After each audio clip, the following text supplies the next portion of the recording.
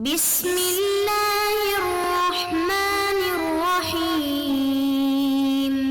السلام علیکم ورحمۃ اللہ وبرکاتہ۔ عزیز طلباء، امید کرتا ہوں آپ خیریت سے ہوں گے انشاءاللہ۔ آج ہم عقیدہ تقدیر کی بحث اپنے سبق نمبر 65 میں پڑھنے جا رہے ہیں۔ گزشتہ سبق کا خلاصہ یہ ہے کہ ہم نے نبوت کی تعریف جانی تھی، نبوت کی قسمیں دیکھی، نبوت کی ضرورت کیوں ہے اسے بھی ہم نے جانا، اور آخر میں صفات انبیاء کرام علی نبینا و علیہم الصلاۃ والسلام کی بھی ہم نے اجمالی فہرست جانی تھی۔ آج کے سبق کے مندرجات کچھ یوں ہیں کہ تقدیر کا ثبوت کہاں سے ہے، تقدیر قرآن و سنہ نے اس کا اثبات کیا ہے یا نہیں، اور وہ کون سی آیات ہیں جن سے تقدیر ثابت ہوتی ہیں۔ پھر تقدیر میں بات کرنے سے منع کیوں کیا جاتا ہے، آیا اس پر بھی کوئی نص کوئی دلیل ہے یا نہیں، جب ایک چیز ثابت ہے تو اس میں بات کرنے سے کیوں منع کیا جا رہا ہے۔ مزید تقدیر کی مثال اگر ہم جاننا چاہیں تو اس کی عقلی مثال کیا ہو سکتی ہے کہ تقدیر کسے کہا جاتا ہے۔ تقدیر میں مختلف فرقے بنے ہیں، آج کے درس میں ایک ہی فرقے کا تعارف اور ذکر آئے گا تقدیر کے حوالے سے۔ بڑھتے ہیں ہم اپنے آج کے پہلے سوال کی طرف، تقدیر کا ثبوت اور تقدیر میں بات کرنے سے ممانعت کیوں ہے۔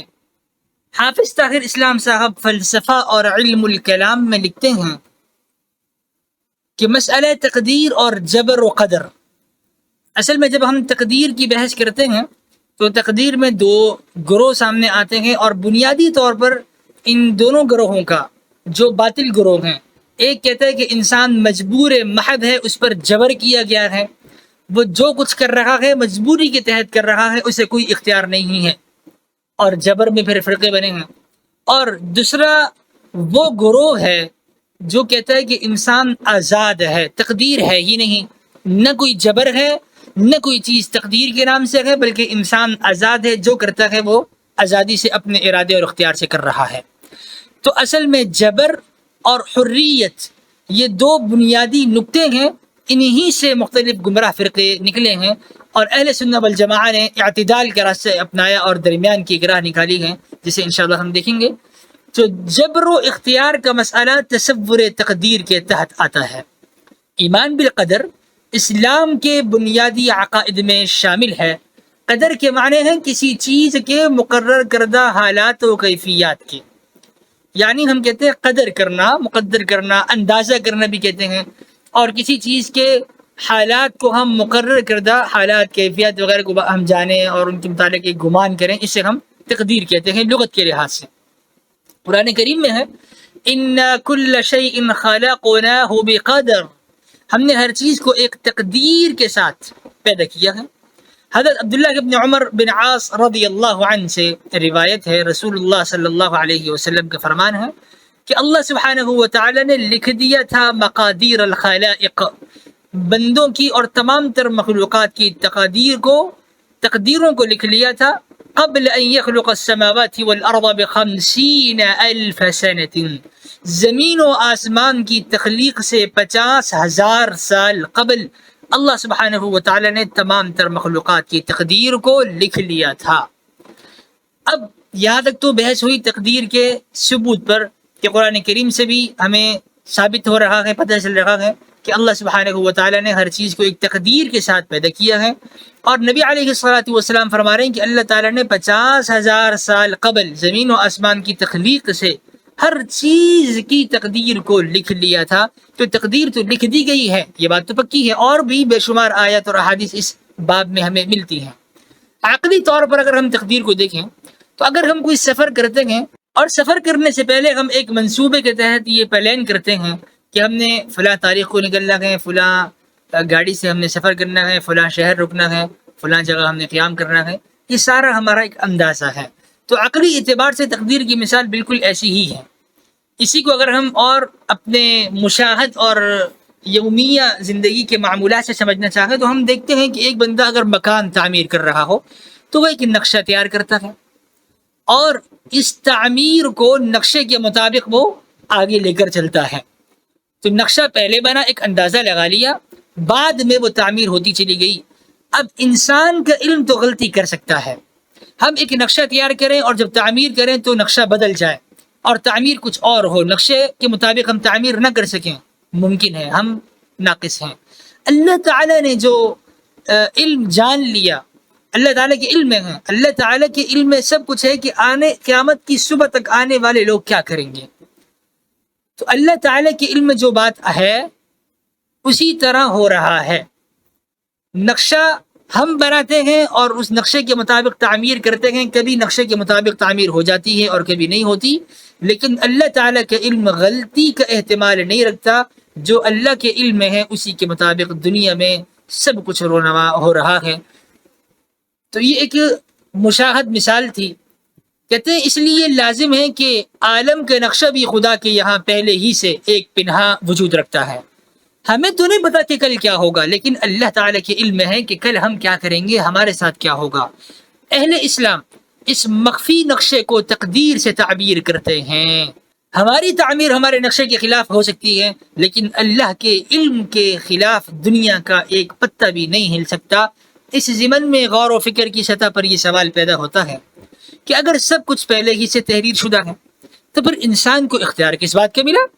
جب پہلے سے ہی طے ہو گیا تو اختیار کا رہا، اور پھر اس بندے کے لیے جب طے ہے تو پھر جزا اور سزا کی بحث کیوں؟ جب طے تھا کہ اس نے اچھے اعمال کرنے تو اس کو جزا کس بات کی مل رہی ہے، جب طے تھا کہ اس نے برے اعمال کرنے ہیں تو اس کو سزا کیوں مل رہی ہے؟ تو تقدیر اور جبر و اختیار کے ضمن میں بہت سے اہم نکات ہیں جنہیں آج کے درس میں زیر بحث لایا جائے گا۔ پہلی بات یہ کہ تقدیر میں ہم بحث کریں یا نہ کریں، تو نبی علیہ الصلوۃ والسلام نے تقدیر میں بحث کرنے سے منع کیا ہے۔ ایمان رکھنا ضروری ہے، اجمالی ایمان ہم رکھیں، والقدر خیرہ وشرہ، یعنی اتنا کہ اللہ تعالیٰ کی طرف سے ہر خیر اور شر مقدر ہے، تقدیر میں لکھ دیا گیا ہے، اتنی بحث کافی ہے۔ لیکن اس کی باریکیوں میں اترنا، اسلام کی تعلیمات یہ ہیں کہ اس سے دور رہا جائے۔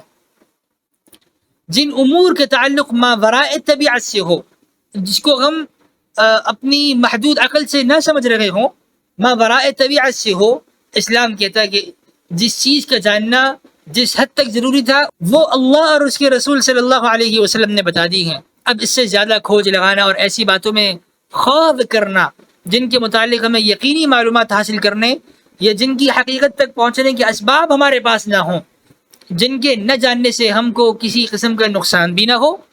اب جب ہم ان باتوں کو اگر گہرائی سے نہ سمجھیں تو ہمیں کوئی نقصان نہیں ہے ایمانی لحاظ سے، شرعی لحاظ سے، تو ان کی گہرائیوں تک اترنا یہ ضروری بھی نہیں ہے، اور اس میں بحث کرنا نقصان دہ بھی ہے۔ خلاصہ کلام یہ ہے کہ جب گہرائیوں تک اترنا ضروری نہیں ہے اور اس سے دور رہنے سے کوئی نقصان نہیں ہے، اور گہرائیوں میں اترنے میں ہمیں خطرہ بھی لاحق ہو سکتا ہے، ایمان سے ہاتھ دھونے کا خدشہ بھی لاحق ہو سکتا ہے، لہذا ہمیں چاہیے کہ ہم اجمالی طور پر اتنا کہیں کہ ہر خیر اور شر اللہ تعالیٰ کے مقرر کردہ حکم سے ہوتا ہے، اللہ کے ارادے اختیار سے، تقدیر سے ہوتا ہے، اتنا ایمان کافی ہے، باریکیوں میں اترنے کی ضرورت نہیں ہے۔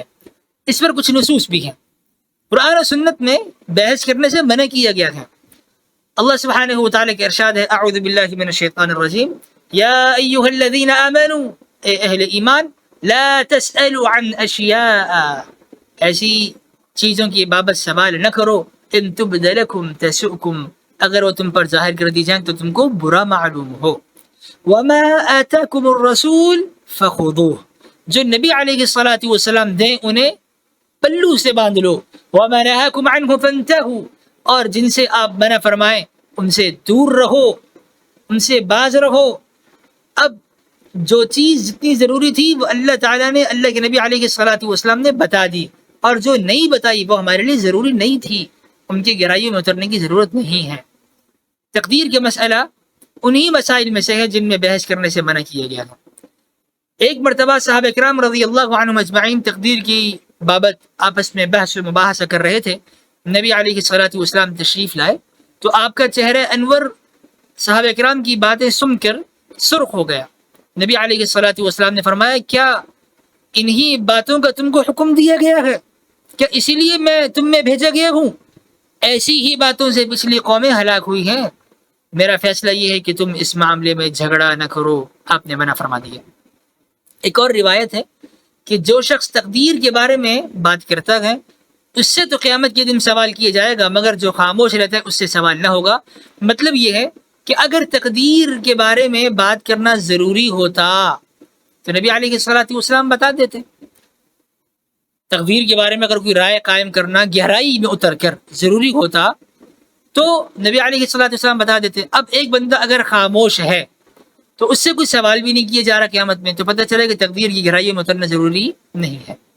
جن کے بارے میں کوئی نہ کوئی رائے قائم کرنا شرعاً تمہارے لیے ضروری ہو، تم اس مسئلے پر کوئی گفتگو نہ کرو تو قیامت میں تم سے کوئی سوال نہ ہوگا۔ یعنی کوئی رائے قائم کرنا ہمارے لیے شریعت میں کوئی ضروری نہیں ہے، اور اگر ہم اس میں کوئی بحث نہ کریں تو کوئی سوال بھی نہ ہوگا۔ لیکن اگر بحث کر لی اور غلط جگہ نکل گئے تو سوال بھی ہوگا، اور ایسی صورت میں پکڑے جاؤ گے جس سے بحث کرنے کی تم کو کوئی ضرورت نہ تھی۔ جب ضرورت نہیں ہے بحث کرنے کی تو خاموشی بہتر ہے، سوال بھی نہیں ہوگا۔ لیکن اگر ضرورت نہیں تھی اور بحث کر لی اور نقصان اٹھا لیا، اور نقصان اٹھایا ایمان کا خطرہ بھی ہوگا، دنیا میں بھی رزق ہے اور آخرت میں بھی سوال ہوگا۔ یہی وجہ ہے کہ حضرات محدثین و فقہا اجمالی وَلَقَدْرِ خَيْرِهِ وَشَرِّهِ مِنَ اللَّهِ تعالی اس عبارت پر اکتفا فرماتے تھے۔ جبر و قدر اور قدریہ کے نقطہ نظر اب ہم تقدیر کے میدان میں اس باب میں بننے والے فرقوں کی طرف بڑھ رہے ہیں۔ ایک فرقہ معتزلہ اور بعض دوسرے فرقوں کا اعتقاد یہ ہے کہ اللہ نے انسان کو پیدا کیا، اس کو افعال پر قدرت بخشی، اور نیکی اور بدی کے اختیار اللہ تعالیٰ نے بندے کو ہی دے دیا۔ اب بندہ اپنے ارادے اپنے اختیار سے نیکی کرتا ہے، اپنے ارادے اور اپنے اختیار سے ہی گناہ کرتا ہے۔ قدریہ کا، معتزلہ کا گمان یہ ہے کہ اگر یہ کہا جائے کہ برائی بھی اللہ کی مرضی اور اختیار سے ہوتی ہے تو اس صورت میں اللہ تعالیٰ جب اس بندے سے جزا سزا کریں گے اور اسے باز پرس کریں گے تو یہ اللہ تعالیٰ کے شان عدل کے خلاف ہے۔ اللہ تعالیٰ کے شان عدل کے خلاف ہے کہ اللہ تعالیٰ نے خود ہی اس کے متعلق یہ فیصلہ لکھ دیا اور پھر اس کو عذاب دے رہے ہیں، یہ شان نہیں ہے، لہذا انہوں نے تقدیر کا انکار کر دیا اور کہا کہ اب انسان خود اپنی قدرت کے مطابق، اپنی مشیت کے موافق استقلال کے ساتھ اچھے اور برے افعال کرتا ہے، اور اپنے اسی اختیار کی بنا پر دنیا میں مدح اور ذم اور آخرت میں ثواب و عذاب کا مستحق ہوتا ہے۔ اگر یہ کہیں کہ اللہ تعالیٰ نے مقرر کیا تھا اور اس بندے نے ثواب و عذاب کے کام کیے ہیں تو پھر باز پرس کیسی؟ یہ اللہ تعالیٰ کی شان نہیں ہے۔ اللہ تعالیٰ کی طرف سے نہ اس کو کفر و معصیت پر مجبور کیا گیا اور نہ ایمان و اطاعت پر، بلکہ وہ اپنے رسولوں کو بھیجتا ہے، کتابیں نازل کرتا ہے، نیکی کا حکم دیتا ہے اور بدی سے منع کرتا ہے۔ آگے اچھائی کرنا یا برائی کرنا یہ انسان کا اپنا اختیار ہے۔ اس مذہب کے قواعد کو سب سے پہلے واصل بن عطا المعتزلی نے مرتب کیا، مقرر کیا، جس کا قول تھا کہ باری تعالیٰ حکیم عادل ہے، اس کی طرف شر اور ظلم کی اضافت کرنا جائز نہیں، نہ یہ جائز ہے کہ اللہ نے خود ہی اپنے بندوں کو جن اوامر اور نواہی سے مکلف کیا ان کے خلاف اعمال کا صدور کا وہ خود ارادہ کرے۔ یعنی جب اللہ تعالیٰ نے حکم دیا ہے کام کرنے کا اور منع کیا ہے کسی کام کے چھوڑنے کا، تو اللہ تعالیٰ خود ہی وہ کام کرنا اور خود ہی اس کام کے چھوڑنے کو یا منہی کاموں کے کرنے کو اللہ تعالیٰ اس بندے پر لکھ دے، یہ اللہ تعالیٰ کے شان نہیں ہے بقول واصل بن عطا المعتزلی کے۔ اور نہ یہ جائز ہے اللہ تعالیٰ کے لیے کہ وہ بندوں کو کسی ایسے فعل پر سزا دے جس کے ارتکاب انہوں نے اللہ کے حکم سے ہی کیا ہو، یہ بھی جائز نہیں ہے۔ لہذا بندہ ہی فاعل خیر اور شر ہے۔ یہ ایک مشکل تھی، اس مشکل کا حل معتزلہ نے یہ پیش کیا کہ تقدیر کا انکار کر دو، بندہ خود ہی خیر کا کام کرتا ہے، بندہ خود ہی شر کا کام کرتا ہے، اور یہ غلط نظریہ ہے۔ وہی ایمان و کفر اور اطاعت و معصیت اختیار کرتا ہے۔ اللہ تعالیٰ نے ان سب کاموں کی قدرت بندے کو عطا کر دی، یہ ایک واصل بن عطا معتزلی کا پیش کردہ نظریہ ہے۔ پھر ابراہیم بن سیار النوام، انہوں نے اس پر زیادتی کی، اضافہ کیا، کہتے ہیں خدا صرف خیر پر قدرت رکھتا ہے، شر، درد، معاصی اس پر اللہ کو قدرت ہی نہیں ہے۔ قدرت نہ ہو تو پھر عجز کا قول لازم آتا ہے۔ باہر کے ابراہیم بن سیار نوام کا کہنا ہے کہ شر، درد اور معاصی یہ کام بندہ تو کرتا ہے لیکن اللہ تعالیٰ کے کرنے سے نہیں ہوتا، اللہ تعالیٰ نہیں کرتے اس کو۔ معمر بن عباد السلمی اور ہشام بن عمر الفوتی، انہوں نے اس میں اور زیادہ شدت اختیار کی اور کہتے ہیں وَلَقَدْرِ خَيْرِهِ وَشَرِّهِ مِنَ اللَّهِ کے اعتقاد رکھنے والے کو کافر کہو، گمراہ کہو، کیونکہ یہ اعتقاد ان کے نزدیک باری تعالیٰ کی تنزیہ کے خلاف ہے اور اس کی روح سے حق تعالیٰ ظالم ٹھہرتا ہے۔ پھر جاحد، خیاط، کعبی، ابو علی الجبائی، قاضی عبد الجبار السلفی، جتنے بھی بڑے بڑے معتزلی علماء گزرے ہیں، سب نے زور لگایا اس بات پر کہ بندے اپنے افعال کو خود تخلیق کرتے ہیں، اللہ تعالیٰ بندوں کے افعال خلق نہیں فرماتا۔ قدریہ کے موقف کا اگر تجزیہ کیا جائے تو معتزلہ نے اللہ تعالیٰ کے شان تنزیہ اور تقدیس کو قائم رکھنے کے لیے اور ظلم کی نسبت اللہ تعالیٰ کی طرف نہ ہو، ٹھیک ہے، اس لیے انہوں نے تقدیر کا انکار کیا اور بندے کو اپنے افعال کے خالق بتا دیا۔ اس کو کہتے ہیں عربی میں فر من المطر ووقف تحت المیزاب، بارش سے بھاگ کر میزاب کے نیچے، پر نالے کے نیچے کھڑا ہو جانا کہ بارش کا سارا پانی اب اسی کے اوپر گرے گا۔ یعنی بھاگے تو اس لیے ہیں، تقدیر کا انکار اس لیے کیا کہ اللہ تعالیٰ منزہ ہیں اس بات سے کہ ظلم کی نسبت اللہ کی طرف لازم آئے، اور نتیجہ یہ نکلا کہ جو قول اب اختیار کیا ہے اس میں بندوں کو اپنے افعال کا خالق بتا دیا اور خدا کو بندوں کے افعال کا خالق نہیں بتایا، تو لہذا اب بندوں کو اللہ تعالیٰ کے ساتھ صفت خالقیت میں شریک ٹھہرا دیا، اس سے بڑا شرک ہو رہا ہے۔ اور جب بندہ اپنے افعال کے خود خالق ہو گیا تو خدا کی تنزیہ اور تقدیس میں کوئی فرق نہ آیا، اور برے فعل کرنے سے بندہ ہی قصوروار ٹھہرتا ہے، خدا ظالم نہیں ٹھہرتا۔ یہ معتزلہ کا ایک فہم ہے۔ اس میں شک شبہ نہیں ہے کہ معتزلہ نے تقدیر کا جو انکار کیا ہے وہ بظاہر تنزیہ کی وجہ سے کیا ہے، لیکن جو حل انہوں نے اختیار کیا وہ حل زیادہ خطرناک ہے۔ ان کے مذہب میں ایسا سقم اور ایسا ضعف پایا جاتا ہے، اگر اس کو دور نہ کریں تو شرک کی راہ پر ہم چلے جاتے ہیں، اور وہ شرک کی راہ یہ ہے بندہ بھی خالق ہے، اللہ بھی خالق ہے، بندہ اپنے افعال کو خلق کر رہا ہے، اللہ بندوں کو خلق فرما رہا ہے، تخلیق فرما رہا ہے، لہذا شرکیت تو آ گئی۔ وہ یہ کہتے ہیں کہ انسان خود مختار مطلق ہے۔ اگر مختار مطلق سے ان کی مراد یہ ہے کہ اس اختیار پر خدا کی مشیت کسی پہلو سے بھی اثر انداز نہیں ہوتی، تو یہ قول کسی طرح بھی درست نہیں۔ اس سے تو سنویت لازم آ گئی، بندہ بھی خالق، اللہ بھی خالق، دونوں مختار مطلق ہو گئے، دونوں کو کامل اختیار مل گیا، تو یہ تو شرک ہو گیا، کیونکہ مطلق ارادہ تو صرف اللہ تعالیٰ کا ہو سکتا ہے، بندوں کا تو ہو ہی نہیں سکتا۔ کوئی دوسرا ارادہ ایسا نہیں ہو سکتا جو اللہ تعالیٰ کی مشیت کے تابع نہ ہو، اور اگر کوئی دوسرا ارادہ بھی مطلق ہم فرض کر لیں، مان لیں، تو اس کا معنی یہ ہے کہ یزداں اور اہرمن دو الگ الگ قوتیں ہیں۔ یعنی ایک قوت یہ مجوسیوں کے خدا ہیں، ایک خالق جو ہے وہ خیر کو بنا رکھا ہے، اور دوسرا خالق جو ہے وہ شر کو بنا رکھا ہے، اس سے دوئی اور سنویت لازم آئی، یہ بھی شرک ہے۔ معتزلہ اس اعتراض کے جواب یہ دیتے ہیں کہ یہ اختیار اللہ نے ہی بندے کو دیا ہے، اللہ تعالیٰ نے اختیار دیا کہ اے بندے تو میرے اختیار سے اپنے اختیار کو استعمال کر اور اپنے افعال کو خود تخلیق کر، تو اس سے اس کی مشیت پر کیا اثر پڑتا ہے؟ یہ معتزلہ کا ایک دفاعی جواب ہے، لیکن یہ جواب کمزور ہے، کیونکہ خدا نے کسی کو بھی ایسی آزادی نہیں دی جس پر اس کی مشیت حکمران نہ ہو۔ اللہ کی مشیت ہر آزادی پر، ہر کام پر حاوی ہے۔ آپ کو جو اختیار حاصل ہے وہ یہ ہے کہ آپ ایک چیز کے انتخاب کر سکتے ہیں، اس کو پسند کر سکتے ہیں، اس کے لیے جد و جہد کر سکتے ہیں، لیکن اس کے نتیجہ آپ کے اختیار میں نہیں، یہ اللہ تعالیٰ کے اختیار میں۔ یہ بات عقلی طور پر بھی صحیح ہے اور عملاً بھی صحیح ہے۔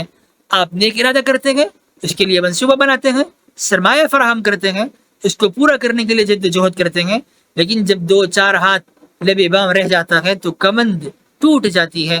اس طرح کوئی شخص برے سے برا ارادہ کرتا ہے، زندگی بھر اس کے لیے اسکیم بناتا ہے، اقدام کر گزرتا ہے، لیکن اپنے ارادے میں کامیاب نہیں ہوتا، کیونکہ اللہ کی مشیت شامل نہیں ہوتی۔ بندہ ارادہ کر رہا ہے، جب تک اللہ نہ چاہے کہ وہ کام ہو تو وہ کام نہیں ہو سکتا۔ وہ بندہ اچھے کام کا ارادہ کر رہا ہے، اللہ نہ چاہے تو وہ اچھا کام نہیں کر سکتا۔ برے کام کا ارادہ کر رہا ہے، اللہ نہ چاہے تو وہ نہیں ہو سکتا۔ تو برے کاموں سے بچنے کی توفیق بھی اللہ کے ارادے سے ہے، اچھے کام کرنے کی توفیق بھی اللہ کے ارادے سے ہے۔ اسی کو ہم کہتے ہیں لا حول ولا قوت الا باللہ، کہ نیکی پر طاقت بھی اللہ کے حکم سے ہے اور برائی سے بچنے کی طاقت بھی اللہ کے حکم سے ہے۔ اس لیے آپ کو جو اختیار حاصل ہے وہ کوشش کرنے کے اختیار تو ہے، کوشش کر سکتے ہیں، نتیجہ حاصل کرنے کے اختیار نہیں ہے۔ نتیجہ اللہ کے مشیت اور اللہ کے ارادے اور اللہ کے اختیار سے ہی مل سکتا ہے۔ اس کوشش کی راہ میں کوئی فطری اور طبعی رکاوٹ نہیں ہے، لیکن اس کا نتیجہ ہمارے اختیار میں نہیں، وہ اللہ کی مشیت کے تابع ہے۔ تو انسان کی آزادی اس معنی میں نہیں ہے کہ وہ خدا کی مشیت سے بھی نکل گیا، نہیں، اللہ کی مشیت میں رہ کر آزاد تو ہو سکتا ہے اور کام کر سکتا ہے، لیکن نتیجہ اللہ کے دینے سے ہی ملے گا۔ آخر خدا نے انسان کو بندہ بنایا ہے، خدا تو نہیں بنایا، بندہ بندہ ہے، خدا خدا ہے۔ اور یہاں پر ایک اور بہت زبردست قسم کا اعتراض معتزلہ کے مذہب پر وارد ہوتا ہے، وہ یہ کہ اے معتزلہ، اگر آپ کہتے ہیں کہ اگر ہم یہ کہیں کہ اللہ تعالیٰ نے بندوں کے افعال کو خلق فرمایا تو اس سے اللہ تعالیٰ کی شان میں کمی آئے گی، اللہ تعالیٰ نے بندوں کے افعال کو خلق فرمایا، اس سے خدا تعالیٰ کی تنزیہ پر زد آئے گی، تو اس لیے معتزلہ آپ لوگوں نے کہا کہ بندے اپنے افعال کو خود بناتے ہیں، تو بھلا بتاؤ شیطان کو کس نے بنایا؟ شیطان کو بندوں نے تو نہیں بنایا۔ شیطان کو اگر آپ کہتے ہو کہ اللہ نے بھی نہیں بنایا تو پھر کس نے بنایا؟ اس کا جواب دے دو، حالانکہ شیطان تو معدن کفر اور منبع ضلالت اور گمراہی اور نجاست ہے۔ اگر کہو کہ بندوں نے بنایا، دلیل؟ اگر کہو کہ خدا کے علاوہ کسی اور نے بنایا، دلیل کس نے بنایا؟ اور کیا شرک لازم نہیں آئے گا؟ اور اگر کہو کہ اللہ نے ہی شیطان کو بنایا ہے تو اب اللہ تعالیٰ کی تنزیہ پر زد آ رہی ہے یا نہیں؟ پر شیطانوں کو پیدا کرنے سے اللہ تعالیٰ کی تنزیہ اور تقدیس پر کوئی اثر، کوئی زد نہیں پڑتی۔ انسانوں کے افعال پیدا کرنے سے بھی اللہ تعالیٰ کے تنزیہ پر اور اللہ تعالیٰ کی عدل پر کوئی زد نہیں پڑتی۔ اور اگر یہ کہا جائے کہ شیطان خدا کی مخلوق ہی نہیں تو پھر کون ہے اس کا خالق؟ کون ہے؟ شیطان کس کی مخلوق ہے؟ بہرحال قدریہ کا مذہب اللہ تعالیٰ کی قدرت کاملہ کے تصور کے بھی خلاف ہے، عقیدہ توحید سے بھی متصادم ہے اور باطل نظریہ ہے۔ خلاصہ درس، تقدیر کا عقیدہ قرآن و سنت سے ثابت ہے، تقدیر میں بحث کرنے سے منع کیا گیا ہے۔ تقدیر میں قدریہ نے تقدیر کا انکار کر دیا، اور اس میں پھر دو گروہ ہم نے پڑھ لیے کہ ایک نے کہا کہ مطلقاً خیر اور شر یہ بندے ہی بناتے ہیں، اور ایک نے کہا ابراہیم سیار نے کہ خیر اللہ بناتا ہے، شر بندے خود بناتے ہیں۔ معتزلہ نے بندوں کو اپنے افعال کے خالق کہا، قدریہ نے خالق حقیقی کے ساتھ بندوں کو بھی خالقیت میں شریک ٹھہرا دیا۔ آئندہ درس کے مندرجات، آئندہ درس میں بھی انشاءاللہ ہم تقدیر سے متعلق مزید ابحاث جانیں گے۔ والسلام علیکم ورحمۃ اللہ وبرکاتہ۔